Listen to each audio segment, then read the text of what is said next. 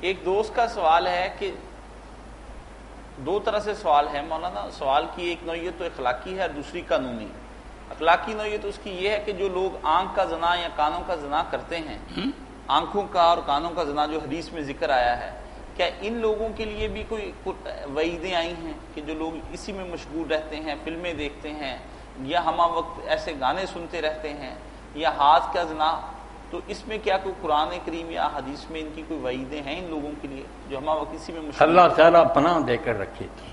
ہر نیکی ہر برائی ہے وہ یکدم نہیں آتی، اس کے کوئی اسٹیج ہیں، آہستہ آہستہ آدمی نیکی کی طرف جاتا ہے، اسی طرح برائی کی طرف جاتا ہے. اب یہ ہے نا کہ شہوت کی باتیں کی، پھر دیکھا، پھر ہاتھ لگایا، پھر پاس بیٹھے، خوشبوئیں سونگی، یہ کنارے پر لے گیا. جیسے کہ اللہ کے رسول اللہ صلی اللہ علیہ وسلم بڑی پیاری مثال دی. ہم خیال نہیں کرتے تو ہم سمجھتے ابھی گناہ کا مرحلہ نہیں آتا. تو فرمایا جس طرح ایک بادشاہ ہوتا نا، اس زمانے میں انہوں نے کوئی ایسی چراگاہ ہوتی جس کو عربی میں حما کہتے ہیں، رکھ.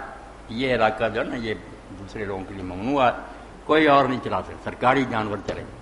تو فرمایا اگر کوئی نادان چرواہا اپنے جانور اس کی سرحد پر چرائے، قریب ہی لے جائے، اب ہو سکتا ذرا غفلت کرے اس میں گھس جائیں جانور، یہ پکڑا جائے، اس لیے حرام تو گزارا نا، اس سرحد سے بھی دور رہو، بہت دور رہو، ورنہ کسی وقت ہی پڑ سکتے. تو یہ سمجھیں ایسی چیزیں ہیں جو گناہ کی طرف لے جاتی. تبھی آپ نے فرمایا کہ ہاتھ زنا کرتے ہیں اور ان کا ہاتھ چھونا زنا، آنکھ زنا کر دی دیکھنا، کان کا زنا ہے وہ سنتے ہیں.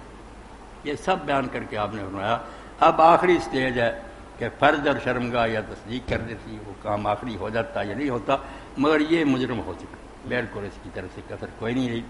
اب اس کے بچنے کی کوئی توبہ کرے، ان سے باز آئے، ورنہ اگر دل میں یہ پکے ارادے ہیں نا تو کرنے کے برابر. موقع کسی کو رب نے دیا یا نہیں دیا، ان سے دور رہنا چاہیے. توبہ. آج کل تو یہ وبا عام نوجوانوں میں پھیل گئی ہے، یہ ہر طرف سے. بدماشی پھیل گئی، سارے کام کرتے رہتے ہیں، بس آخری نتیجہ کہتے ہیں ابھی وہ نہیں نکلا. وہ تو نکلی آنا پھر ٹھیک، نہیں بھی نکلے گا، دل تو گندا ہو چکا. آپ جانی ہیں اللہ کے.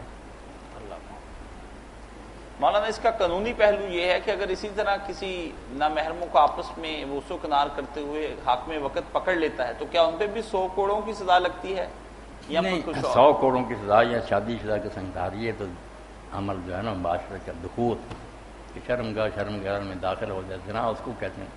یہ مقدمات زنا کا آغاز ہے، اس کی تمہید ہے. ایسے معاملے جو نا چوری وغیرہ یہ بھی سارے، ان کے لیے تعزیرات رکھی. عدالتوں کو خدا اختیار دیا گیا، اسمبلیوں کو، کہ وہ موقع کے مطابق جو سزا دینا چاہیں دے سکتے ہیں.